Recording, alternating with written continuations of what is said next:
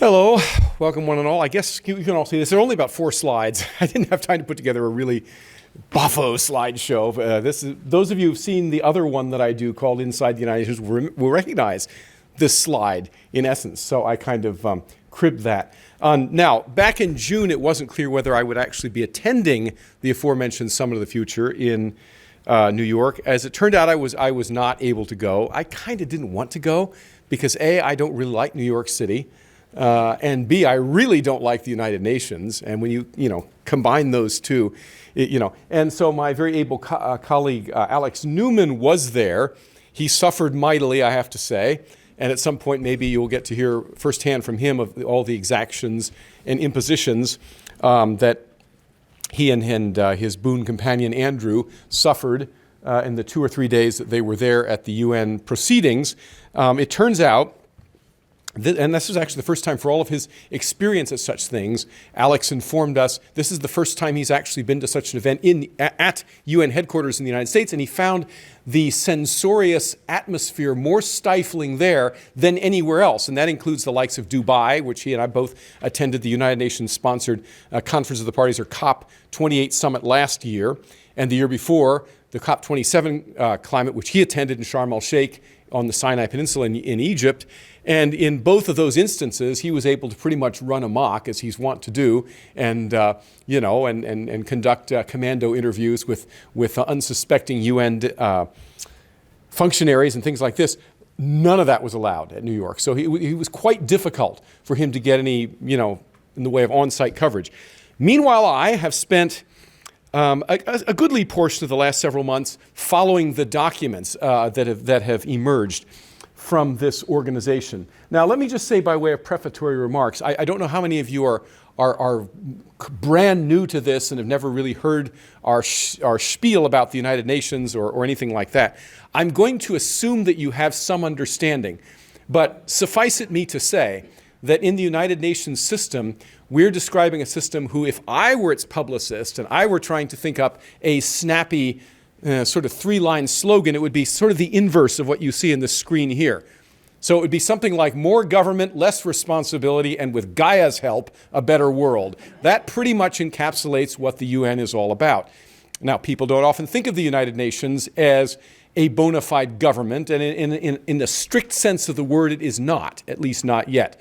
But it was designed to become such over time. So I'm hoping that all or most of you are more than passingly familiar with the United Nations, the larger United Nations. I am going to presume such as we talk about the Summit of the Future, and specifically, again, since I wasn't there and didn't get any pictures or footage of the colorful attendees, I don't have any fun, UN security stories like Alex does, getting dragged away or whatever happened to him, So I'm going to content myself to talk a little bit about these documents, and I actually have a printed out version here. You can get this online and print it out.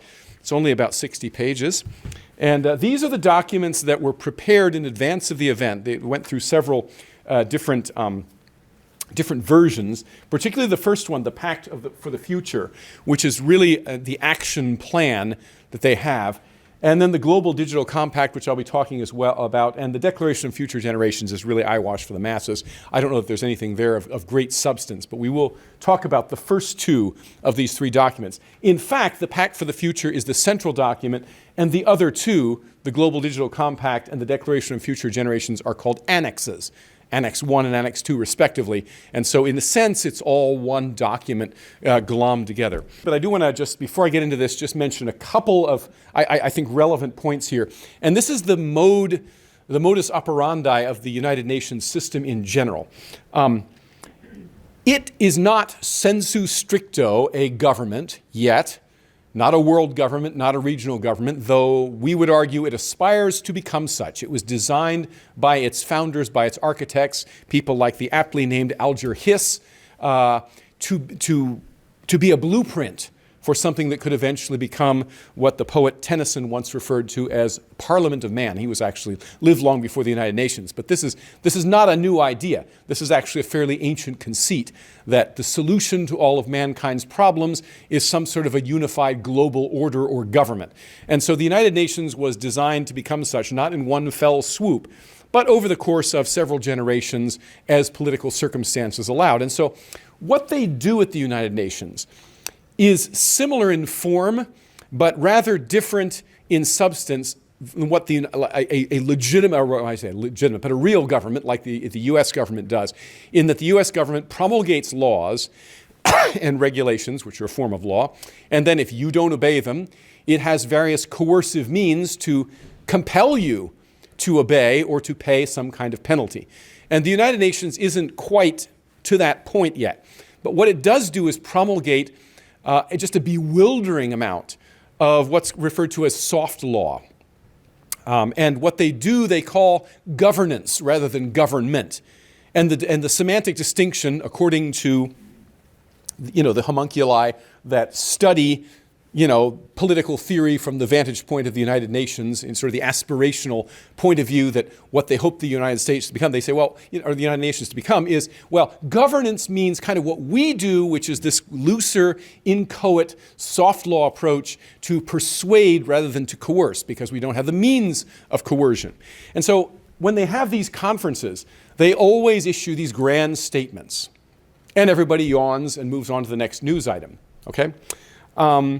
But in point of fact, the way it works is they'll issue some grand sweeping statement, some broad-based, big picture vision thing of what they want to accomplish over the next 20 or 30 years. And then they proceed to implement it piecemeal, bit by bit by bit, usually in the form of annual conferences, that are consecrated to this end. So there are a whole bunch of these. So for example, back in 2002, I attended the first ever Financing for Development conference. And while this has not yet turned into an annual event, it does occur every few years. They have a Financing for Development thing, and they talk about how to advance this agenda of financing what's called sustainable development, which I'll mention briefly. I assume many of you already are familiar with the term, know what I'm talking about.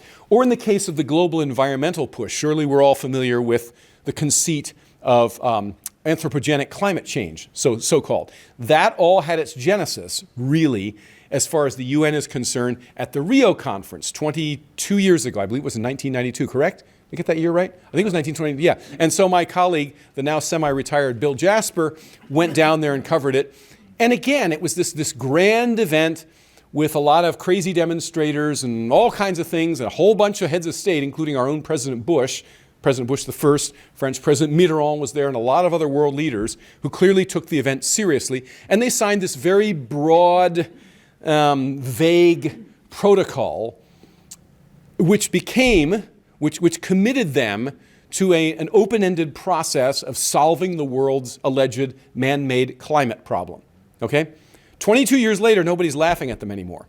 Because what they did in the ensuing 22 years is bit by bit, almost every year, with the exception of the COVID years, and there was one other exception in there, they had a UN, one of these COP meetings, the Conference on the Parties, where they got together and they said, okay, well, now we've done this, what are we going to do next? And we've got to the point where we now have the Paris Accord, the Paris Treaty, which is the source of most of our current ills as far as all of these controls now, on the production of fossil fuels and this new push to try to get rid of automobiles as we know them and replace them with electric cars. That's all being carried out, that and much, much more, pursuant this Paris Accord. And it has teeth, even though technically it's still just a voluntary thing, because we are currently being governed by a leadership claque, if I can dignify them the terms with leaders, the Biden-Harris administration, which is 100% sympathetic with the agenda, the climate agenda, emanating from the United Nations. Not that the UN is the only source of it, but the UN is the nerve center for this. So the whole climate saga has been a very effective way whereby this organization, this quasi-government organization, has been gradually building up more and more in power and correspondingly greater and greater control over your lives and mine, that a lot of people don't even recognize. They don't get the fact that, that gas prices are rising in part because of all of these new controls and self-imposed restrictions that our own so-called leaders are inflicting on us pursuant the agenda of the United Nations. So that's how this works. Now, what the UN would like to do is to become a real government. And that means having the real power to pass laws rather than simply non-binding or even binding resolutions, have its own military force, have its own police force to enforce said laws, and of course control some ascendancy over the world financial system. It would like to have its own taxation and so forth and so on. Okay, but then none of these are new. I mean, if you study the history of the UN, as I and Alex and the aforementioned Bill Jasper and many others of the organization have done, we've written books and numerous articles on this. It's very clear that as far as the UN is concerned, there's really nothing new under the sun. The ideas that were around back in the 1940s, 50s, 60s, and 70s regarding what the UN ought to do to be able to transform into a true world order, as it were, a government, rather than just what it is now, would entail these necessary steps, developing its own military force, developing some form of taxation rather than having to rely on member nations for donations, for which they're inevitably in arrears, except for the United States, very similar to NATO, by the way, in that regard. So they covet this, and nothing has changed. But the problem is, and so let's take the devil's point of view for a moment here, be the devil's advocate. From the point of view of a UN supporter, it's turning out to be much, much harder process and taking a lot longer than they expected. Because now we're 1/4 of the way through the 21st century. The United Nations has been with us for, 80 years almost. And it really hasn't gotten, it's nowhere near what its founders wanted it to be. So, the current Secretary General of the United Nations, a man named Antonio Guterres, who is the former president of Portugal, the socialist president, he was the head of the Portuguese Socialist Party, and also, for a time, was the head of the Socialist International, okay, decided, it seems to be his impetus, there's a certain amount of frustration that the UN hasn't been progressing. In fact, in some ways, it's going backwards. So the once vaunted World Trade Organization, which is a UN affiliate that was first set up a little over 20 years ago, and for a while looked like it had become like a bona fide world trade ministry, has really lost a lot of influence and power for various reasons that I won't get into right now. Another thing is that whereas the UN used to be almost synonymous with peacekeeping operations and sending troops hither and yon to squelch conflicts, small and in some cases great, as in the case of the Persian Gulf War, that also has become a lot less visible in recent years. And finally, there's a strong measure of skepticism regarding the UN in general here in the United States, in Europe and some other parts of the world. And so, General Secretary Guterres and the rest of his people decided it was time to do something to really restart the organization. And in fact, they were using the term create a UN 2.0, in effect, to basically do a thoroughgoing reform and overhaul of the UN system, including rejiggering even some of the most fundamental functions that are defined by the UN Charter itself, which is the equivalent of the Constitution. I mean the Security Council and the General Assembly, which are probably the two most important bodies in the actual UN itself, as well as other things, like, for example, they talked vaguely in the months running up to this about reforming global financial institutions. We'll talk about that briefly, but we're going to talk about that tonight, and some other things. And so they came up with this Pact for the Future, which was one of those broad blueprints, again, about what they intend to do, couched in typical UN doublespeak and, laden with the usual reassuring platitudes to make us think that this is all, kind of this benign attempt to tweak here and there the UN, but not to radically transform it into something else. But so let's I guess without further ado, let's go through. So these are the kinds of images that I found online This is from the Summit of the Future's website, the Pact of the Future. And you can see, if you can read in the bottom, it talks about sustainable development, international peace and security, science, technology, innovation, and youth and future generations, and transforming global governance. We will get to that. I traffic in specifics, and so that's all I have with regard to slides. I'm going to turn this off right now, and we can actually turn the lights on a little bit because I really, from here on out, we're going to be a little more discursive.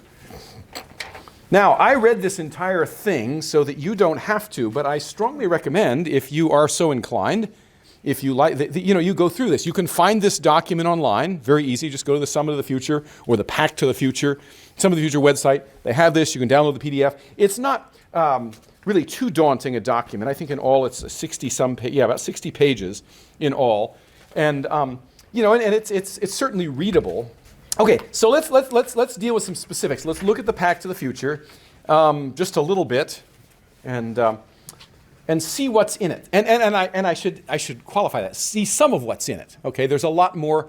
I could spend 5 hours and put you all to sleep here, but we're not going to do that. I'm just going to touch on a few of them, to a few of the things that I deem perhaps most potentially significant. And bear in mind that all of these represent agenda items that are going to be worked on assiduously in all sorts of meetings, staffed with all sorts of left-wing PhD types and other, people who matter. And so just bear in mind what the consequences of this could be. So, it opens with this kind of list of things that they're concerned about.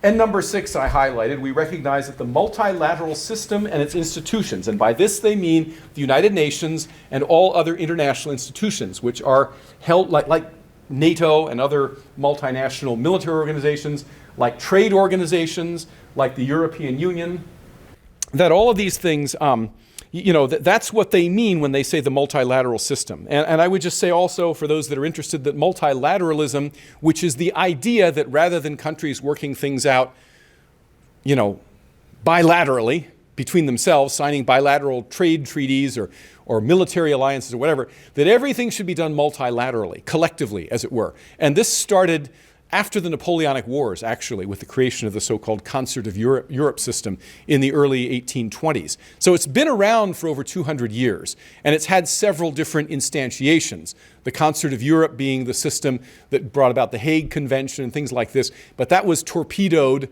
quite literally with World War I. Didn't have torpedoes in World War I. Maybe it was machine gunned in World War I. Anyway, it was the right metaphor. And then in the wake of World War I, multilateralism 2.0 was the League of Nations, which the United States ultimately declined to join, even though it was created at the behest primarily of Woodrow Wilson and his so-called brain trust. Okay, and then that version of multilateralism was torpedoed, literally, by World War II, and ultimately nuked, I guess, by World War II, one could say. And so after World War II, we got the third version of modern multilateralism, which is the UN system. And this is by far, again, from the point of view of someone who is multilateralist, which I am not, but if I were, I would say this is by far the most successful. It's lasted already 80 years, and, it has, to some extent, moved in the direction that its founders hoped. Okay, so anyway, I digress. So the multilateral system of institutions with the United Nations and its charter at the center must be strengthened to keep pace with a changing world. Notice they don't say modified, they say strengthened. They must be fit for the present and the future, effective and capable, prepared for the future, just, democratic, equitable, and representative of today's world, inclusive, interconnected, and financially stable. Well, that sounds good, doesn't it? But what specifically is proposed? Well, the proposals are in the form of a large number of actions. What was the total number here? Let's see. 56 actions in all. That's not counting the Global Digital Compact or the Declaration of Future Generations. So 56 actions, and these actions are resolved into a number of letters, subsections. And so action 4, for example, I wanted to focus on this. It has a lot to say about sustainable development. And so let me just ask you, what does sustainable development mean? Voice is already starting to go. What does that term mean? Before we go any further. 15-minute cities. Well, for example, that's one of the things. But what's the actual meaning of the term? What's the objective? If I were standing here advocating for sustainable development, what would I be trying to convince you to do?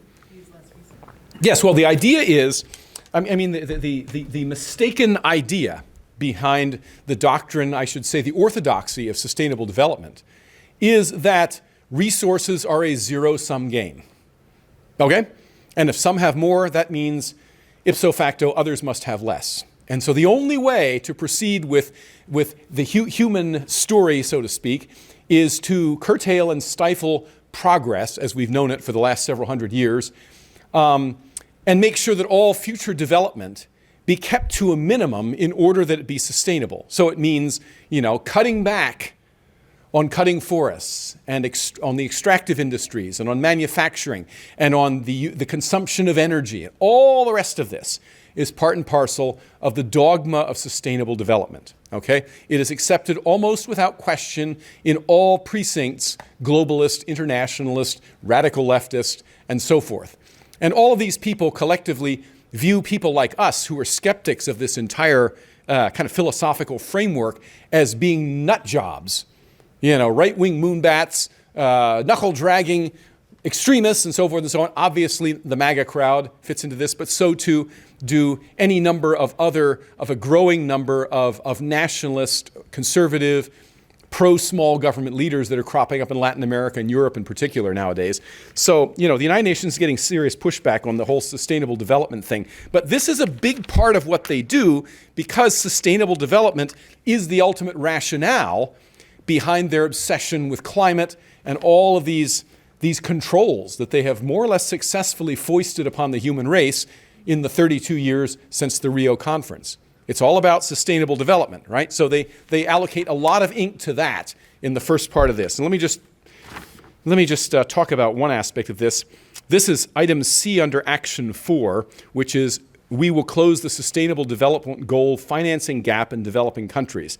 C says, scale up and fulfill our respective official development assistance commitments, including the commitment by most developed countries to reach the goal of 0.7% of gross national income for official development assistance and 0.15 to 0.2% of gross national income for official development assistance to least developed countries. And it goes on in that vein with other propositions. What that is a very concrete call to continue the mass redistribution of wealth from developed to so-called undeveloped countries.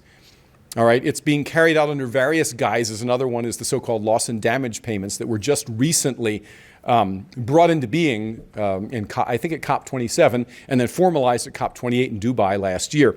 And the idea is that there is this sort of moral responsibility on the part of the have countries to transfer a certain voluntarily or perhaps involuntarily, via the offices of some international agency, obviously the UN, their wealth to the have-not countries. So this is basic, socialism or Marxism 101, but on an international scale, operating at the level of country, haves and have-nots as countries rather than individuals.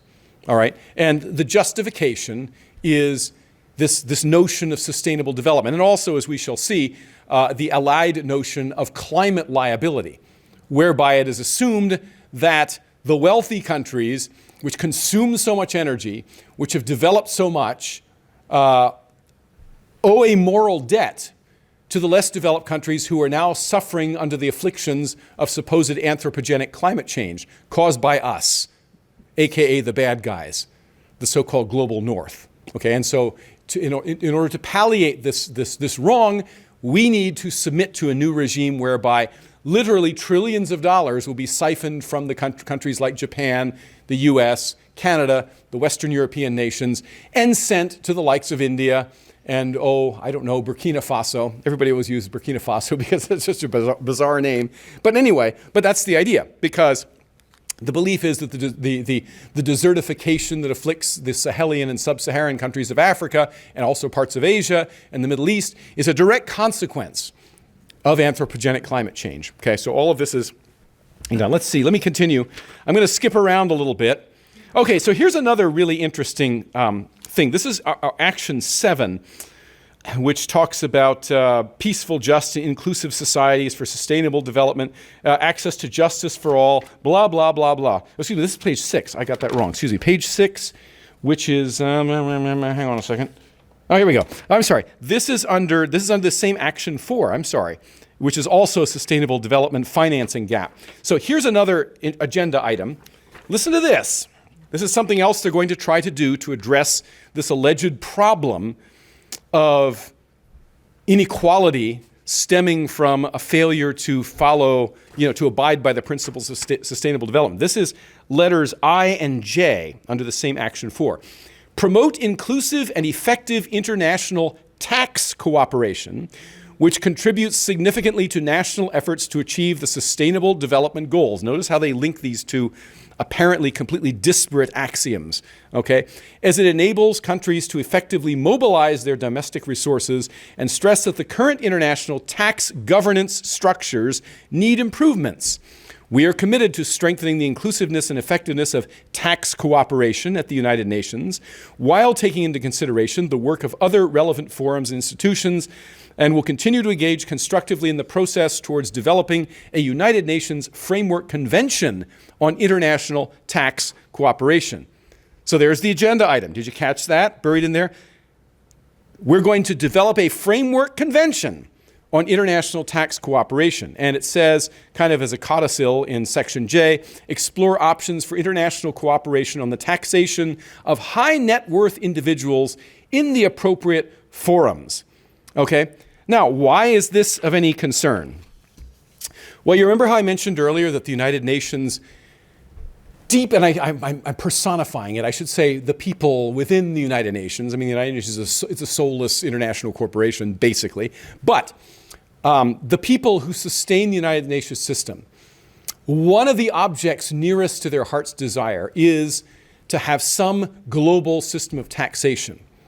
And barring the political will, which seems currently to be lacking, although I'm not sure, to institute a system of direct global taxation, like a global income tax or even a global sales tax on, let's say, jet fuel or international commerce, or a carbon tax on shipping. That one is close to being brought into being, so I'm not sure that may actually happen. But barring that, the next best thing is for the United Nations to establish a precedent of itself as the world's ultimate arbiter of tax policy. And so what they want to do when they say tax cooperation, what they mean is harmonization of tax laws such that countries like the United States must have the same level of high, confiscatory taxation that the semi-socialist countries of Western Europe have, let's just say. Okay? So what they're envisioning here is a near future global regime that would say to a country like the United States, you can't cut taxes. Don't care if Trump is your president. You can't cut taxes on the rich because that will violate your commitments to sustainable development and also the commitment that you've made to this new international tax thing, okay? And don't think they won't do it because they've already managed to do precisely this with matters of climate and carbon neutrality and Agenda 2030 and all this stuff. These are all things that they use. They use the cudgel of precedent to persuade countries like ours, to say you need to knuckle under because you signed on the dotted line. And they want to do the same thing with taxation. Okay? So, it's kind of buried in the verbiage there, but so you have to tease it out. Let's see. Let's continue. Moving right along. This is this is under Action 9, which says we will strengthen our actions to address climate change. Surprise, surprise. And I'll just read some of this. This will come as no surprise, but this has been a successful gambit for the last 3 decades for them, and they're not going to let go of it. The climate change has proven to be the most effective pretext so far for augmenting the power of this international organization. And so they say under C on page 9, further recognize the need for deep, rapid, and sustained reductions in greenhouse gas emissions in line with 1.5 degrees Celsius pathways, and call on parties to contribute to the following global efforts in a nationally determined manner, taking into account the Paris Agreement and their different national circumstances, pathways, and approaches. Tripling renewable energy capacity globally and doubling the global average annual rate of energy efficiency improvements by 2030, accelerating efforts towards the phase down of unabated coal power. Okay, that's fancy for getting rid of coal power. That's what that means, okay? Let's continue, coal power. Accelerating efforts globally towards zero net emissions energy systems, utilizing zero and low carbon fuels well before or by around mid-century. Translation, we're going to phase out fossil fuels by mid-century. That's what that means. Now, you've heard this before. Most of you have. So this will come as no surprise. But they're making it crystal clear that they have no intent of backing away from this part of the agenda, okay? Or even modifying or softening. Okay, so let's see what else do we have. Here we go. Lest that was not clear, it goes on to say, transitioning away from fossil fuels and energy systems in a just, orderly, and equitable manner, enforced by us, of course, accelerating action in this critical decade so as to achieve net zero by 2050 in keeping with the science. Yes, the sacrosanct science that cannot be under any circumstances questioned or doubted. Accelerating zero and low emission technologies, including inter alia renewables, nuclear abatement and removal technologies, such as, wait for it, carbon capture and utilization and storage. We're about to produce a documentary film on the carbon capture regime here in the Midwest, okay, which again is being foisted on Midwestern farmers at the behest of the United Nations by the Biden-Harris administration. Okay, let's see, carbon capture, particularly in hard-to-abate sectors and low-carbon hydrogen production, and then it goes on, accelerating and substantially reducing non-carbon dioxide emissions globally, including in particular methane emissions by 2030. Accelerating the reduction of emissions from road transport on a range of pathways, including through development of infrastructure and rapid deployment of zero and low emissions vehicles. Translation, we're going to get rid of all internal vehicles with internal combustion engines and replace them with electric vehicles. But you knew this already, right? You've seen this in the news. It's just being formalized here.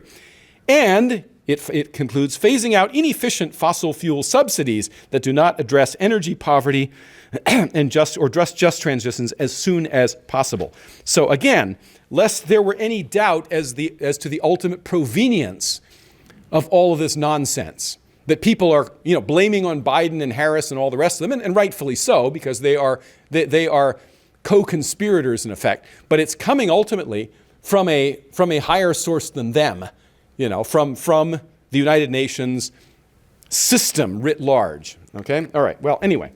So let's continue. Here we go. Under Action 25. Now here's where it gets interesting. This is where they're going to veer away from their kind of recent obsession with environmental issues and sustainable development and back to something that's traditional bread and butter issue for the United Nations, would be recognizable if we were in the year 1952. Okay? I don't know how many of you were around in 1952. I was not. But we're getting back. There's a section that talks about peace, about peacekeeping. And Action 25 is specifically about eliminating nuclear weapons. But if you look at it carefully, that's not really what it says. And this will ring hauntingly familiar to those of you who are familiar with the Kennedy-era globalist document, Freedom from War. Listen to what it says. We will advance the goal of a world free of nuclear weapons. Well, that sounds nice, doesn't it? Okay, I mean, we have the Damoclean nuclear sword hanging over the United States right now, thanks to what's going on in Ukraine. Okay, and that may be enhanced very soon, thanks to what's going on and may yet go on in the South China Sea and around Taiwan. But that's another story. Okay, but under item 46, under Action 25, Section B, it says this, and listen very carefully to the words. Let's see, we decide to recognize that while the final objective of the efforts of all states should continue to be a general and complete disarmament, under effective international control, the immediate goal is elimination of the danger of a nuclear war and implementation of measures to avoid an arms race and clear the path towards lasting peace. Now, what does that mean, reading between the lines? Well, see, that's the rub. They don't want they don't so much want to rid the world of nuclear weapons and other so-called weapons of mass destruction. They want to monopolize them under some kind of global authority. This is made crystal clear in the aforementioned document, Freedom from War. That's something that we've kept in print, that was issued by one of the many globalist groups operating within the Kennedy administration way back in the early 1960s. And it says very clearly, it outlines this 3-step program for nuclear disarmament, of which the third step, the culmination of which, is to have the only remaining nuclear weapons in the world totally under the control of the United Nations. That sounds good, right? Because the United Nations would never think to use the nuclear weapons in any kind of malign way, would they? Well, if you think that Putin's brandishing the nuclear saber every couple weeks, threatening to nuke the US if we continue to support Ukraine, if you think that's fun, just imagine what a global authority might do if they enjoyed an exclusive monopoly over such weapons. They would then be able to compel the likes of the United States to do their bidding. And that's exactly what the document Freedom from War says. Now, over the decades, people say, well, yeah, but they don't think about that anymore. That was back then. That's all past. You guys are bringing up conspiracy, warmed over conspiracy theories from the 1960s. It's nonsense. Well, according to this, is not nonsense. It says the long-term goal is to carry out nuclear disarmament under international authority.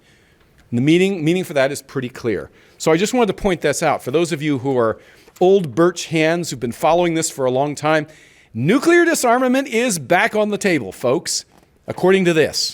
Okay, let me see. Skipping ahead, what do we have here? Okay, so this is, more on the same. This is in Section 3, Science, Technology, and Innovation and Digital Cooperation. Okay. And there's a lot here to unpackage, but I'm not going to take the time to do it, given the time constraints. I refer you in particular to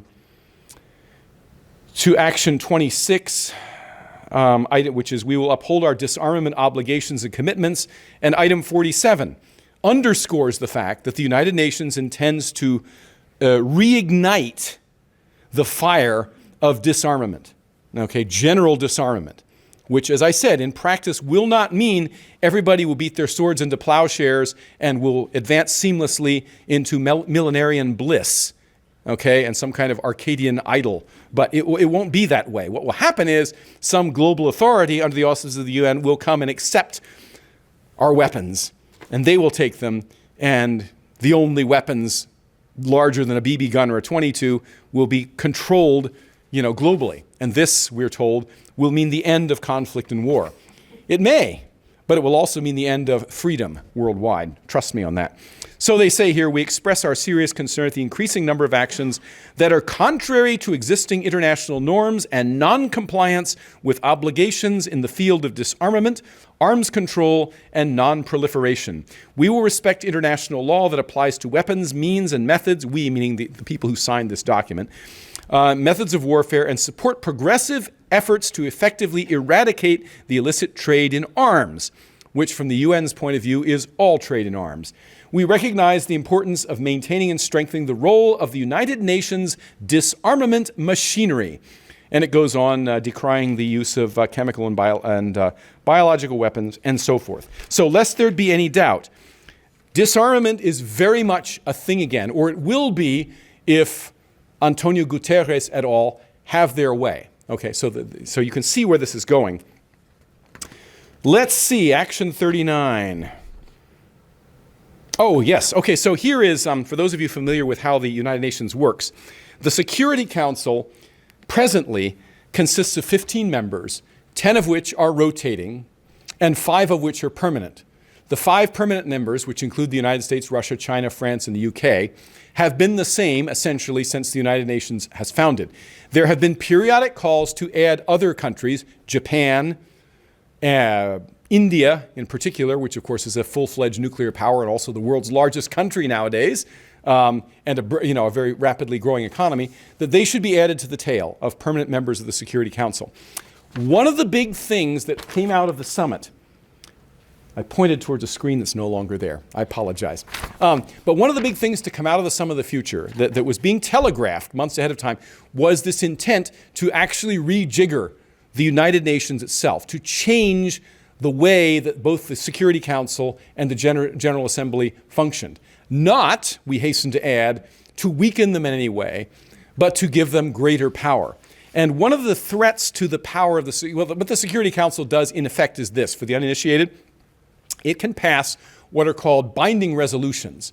And binding resolutions pursuant Articles 42 and 43 of the UN Charter mean that they can come out and do what we did to Saddam Hussein's Iraq before the Persian Gulf War back in, when was it, 92? Remember that? Okay, so that was the same year, in fact, as the Rio Conference. But anyway, so in that transformative year,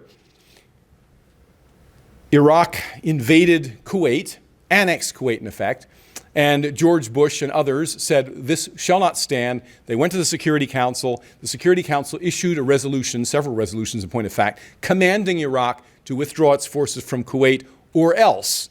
And the or else, of course, was Operation Desert Shield and then Operation Desert Storm, aka the Persian Gulf War.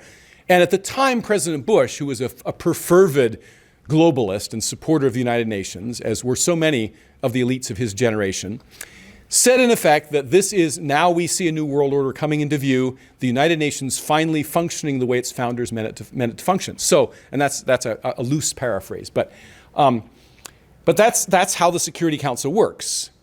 You stop that, or we're going to collectivize, come in with collective military forces and compel you to obey. And that's what we did with Iraq. And it's happened a number of other times in the United Nations history, beginning with the Korean War, which was fought under the auspices of the Security Council. Okay? Now, the sticking point, the fly in the ointment, as it were, is that you have these 5 potentially recalcitrant permanent members of the Security Council who are allowed to exercise a veto over any resolution. Okay? And the UN wants to do away with that. It wants to do away with the US's power to veto resolutions, and it wants to dilute the Security Council's permanent membership by adding more countries, because that would in effect dilute the power of the United States to sort of wrest the Security Council over to its point of view and get it to follow our agenda to a certain degree, right? So here's what they want to do. And so that, they say, we will reform the Security Council, recognize the urgent need to make it more representative, inclusive, transparent, efficient, effective, all those types of nice sounding words, democratic and accountable. But here's what they propose. For example, this is under Action 39, number 67B. Enlarge the Security Council in order to be more representative of the current United Nations membership and reflective of the realities of the contemporary world. That's code for letting India and Japan and possibly other countries into the Security Council as permanent members. And then item G, just below it, the question of the veto is a key element of Security Council reform. We will intensify efforts to reach an agreement on the future of the veto, including discussions on limiting its scope and use. So this is a major deal, all right? As long as the United States remains within this organization, the fact that we do at least have a veto over anything the Security Council does gives us sort of a checkmate over their ability to compel us. Take that away, and we become much more subordinate. All right. And then Section 5 is called Transforming Global Governance. And by transforming, they mean strengthening. All right. It says here, a transformation in global governance is essential to assure that the positive progress we have seen across all 3 pillars of the work of the United Nations in recent decades does not unravel. We will not allow this to happen. More specifically, under Action 38, number 66, we resolve to make the multilateral system with the United Nations at its center more effective, prepared, blah, blah, blah, blah, blah. And then under F, they say more financially stable by ensuring adequate, sustainable, and predictable financing for the United Nations. And to that end, we commit to meet our financial obligations in full, on time, and without conditions. Let's skip ahead to Action 47 quickly. This is something that, frankly, I was a bit puzzled at because it did crop up several times in the various drafts of this document. They mention, and they just put it in brackets without all the relevant, language filled in, that they intended to reform the architecture of the international financial system. That's the phrase they're using. Well, of course, I'm kind of into finance and banking and stuff as a scholarly interest, as some of you may know. And so that immediately, set off my radar, as it were. Here they become more specific. Let's see. So Action 47, we will accelerate reform of the international financial architecture to address the challenges of today and tomorrow. Now, I think in the interest of time, I'm just going to summarize what they seem to mean by that. There's quite a bit of information on that moving forward. You can read it for yourself. What they're referring to is the World Bank and the IMF in particular, along with the relationship of the United Nations to member states regarding the aforementioned loss and damage payments and all the rest of that stuff. There is no proposal yet, either directly or obliquely, to set up a world central bank with a world single currency. But rest assured, that is also part of their long-term intent. In fact, they tried to do that back at the Bretton Woods conference that set up the post-world, it was kind of the financial counterpart to the inaugural UN conference. It was held at Bretton Woods, New Hampshire, near Mount Washington. Okay? And at that conference, which was led by Harry Dexter White and John Maynard Keynes, the latter being a very influential mid-20th century economist, Keynes in particular, proposed a single world currency, which he wanted to call the Bancor, from the French words banque and or, golden bank or something like that, promulgated by a single world financial authority, which is, of course, the goal of Marxists everywhere. I mean, that's one of the things that Karl Marx says right there in the 10 Planks of Communism, that one of the things that's essential to the creation of proletariat rule, communist system, is a single central bank with absolute monopoly over currency, which is what we have domestically now, of course. We've had it since the creation more than a century ago of the Federal Reserve. Okay? It does have an absolute monopoly over the dollar and so forth. So we have a completely Marxist financial system already, and so does the rest of the world. The problem is it's fragmented into national and regional banks. But the International Monetary Fund is under no such encumbrance. The World Bank has no such encumbrance. But the World Bank is not really a bank in the usual sense of the word. It can't actually create money by issuing credit directly. It basically takes money that's donated from member states and then loans it out primarily for infrastructure projects, like building a dam in some river or something like that. So that's pretty much what the World Bank does. Meanwhile, the International Monetary Fund is tasked with infusing what are called special drawing rights, which is a quasi-international currency, a basket of contributing currencies. They use those to shore up currencies like the Argentine peso, for example, which is perennially in danger of collapse. But these organizations, despite their names, have not become as powerful, I think, as their founders hoped.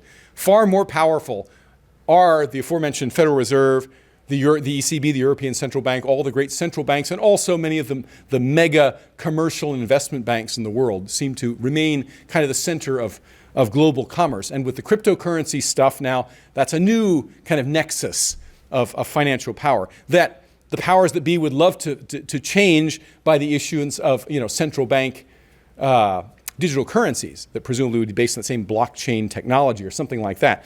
But so far that hasn't come to fruition. So it turns out that what they want to do is to give more power to the World Bank and the IMF.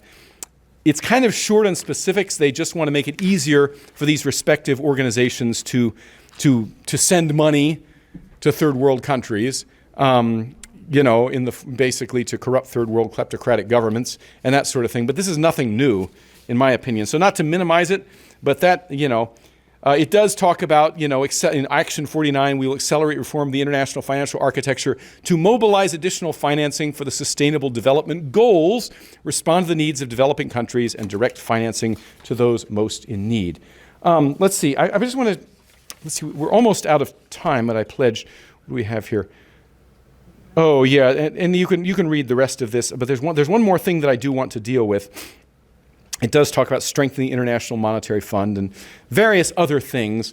Okay, but I wanted to skip ahead briefly to a very small part of something that, the picture's gone. But I should mention, remember they said, I told you there's an annex called the Global Digital Compact. This is also quite interesting. Even if you're like me, not necessarily a leading authority on all things digital. And here's the most interesting part, I thought. It's under the section called Information Integrity. That's a great euphemism, right? Information integrity. What do you think they're going to be talking about here? Any guesses? Absolutely. They don't say that, of course. Here's what they say in point of fact. We will strengthen, this is under number 34, under the Global Digital Compact. We will work together to promote information integrity, tolerance, and respect in the digital space, as well as to protect the integrity of democratic processes. We will strengthen international cooperation to address the challenge of misinformation and disinformation and hate speech online and mitigate the risks of information manipulation in a manner consistent with international law. Do I need to translate that for you? You get the gist, don't you? One word, as Jeff said, censorship. That's what they're talking about here, under the guise of preventing misinformation, hate speech, disinformation, et alia, okay? And then a little bit further down, lest any of that were unclear, number 35, this is a 2030 commitment, by the way. We commit by 2030 to provide, promote, and facilitate access to and dissemination of independent, fact-based, timely, targeted, clear, accessible, multilingual, and science-based information to counter misinformation and disinformation. Got that? In other words, what they want to do is work on setting up an international protocol that would require what's familiar to Facebook users everywhere, fact checkers, that'll come on there and make sure to counter any claim that you make that violates whatever the globalist narrative du jour happens to be. That's what they're saying in effect. Okay? And let's see, it's just a couple more here. Here's another one, digital trust and safety, number 30. We must urgently counter and address all forms of violence, including sexual and gender-based violence, okay, which occurs through or is amplified by the use of technology. All forms of hate speech and discrimination, misinformation and disinformation, cyberbullying, and child sexual exploitation and abuse. Notice how they mix those together, right? We will establish and maintain robust risk mitigation and redress measures that also address privacy and freedom of expression. Anything else? Oh, yeah, one other thing. This will come up as a surprise to nobody, I'm sure. Number 56, of course, they invoke the bugaboo of AI. And they commit to initiate within the United Nations a global dialogue on AI governance, in capital letters, involving governments and all relevant stakeholders, which will take place in the margins of existing relevant United Nations conferences and meetings.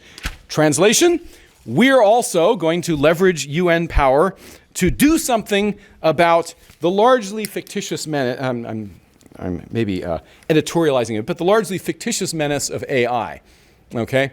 So this is going to be the latest bugbear that they're going to brandish and threaten us with is AI. We've been hearing a lot about AI and the so-called, and then, I'm not saying it's without risk, but as someone who has studied languages for many decades and thereby, I would like to think gain some insights into the nature of human consciousness, I can assure you that despite the considerable superficial similarities between AI and bona fide agentive consciousness, there's a gulf between them.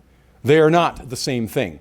And I promise you that there's never going to be a Skynet, there are never going to be Terminators or anything like that. It's not going to happen because, and here's the reason in effect, okay? If I could just wax philosophical for 1 minute. The central conceit of modern Western thought, from Descartes onwards, although we could even go back to some of the schoolmen in the Middle Ages, is this notion of the universe as a grand mechanism. Okay? This is what all of our science and engineering is predicated on, and obviously it's taken us a long way, but it contains within it a fatal conceit, and that's the idea that you and I are nothing more than meat machines. Because if the universe as a whole is a mechanism whose workings can be perfectly emulated through the proper application of technological savoir-faire, or in the words of Pierre-Simon Laplace, an all-knowing daemon who knows every particle in its position and momentum and so forth, then the universe is totally deterministic, just like a machine. Okay? But I'm here to tell you the universe is not a mechanism, it's an organism. There's something very different between organicity and mechanicity. Language, human language is one of those things. So a lot of these fears about AI, about this notion that we can create machines, mechanisms that can overwhelm organisms, is, in my opinion, false. And we'll just leave it at that because we're out of time. Anyway, suffice it to say, the Pact of the Future and the Summit of the Future were the most consequential thing that have happened this year that most people are completely unaware of. Okay? It's not going to revolutionize your world tomorrow the way, I don't know, a World War III might, or a collapse of the dollar, or some kind of election skullduggery next month, or who knows what might happen. I mean, these are important things too.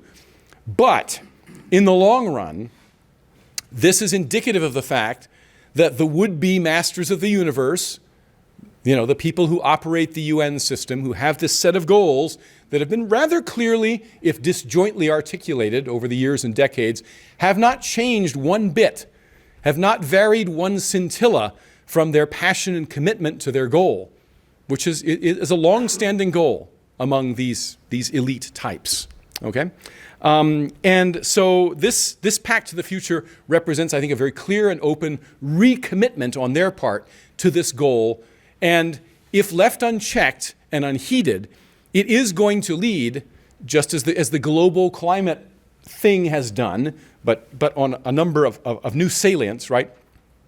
Over the next 10, 20, 30 years, most of us will be around 10, 20, 30 years from now. We may live to see more radical transformations in the direction of globalism pursuant this agenda, unless we take action.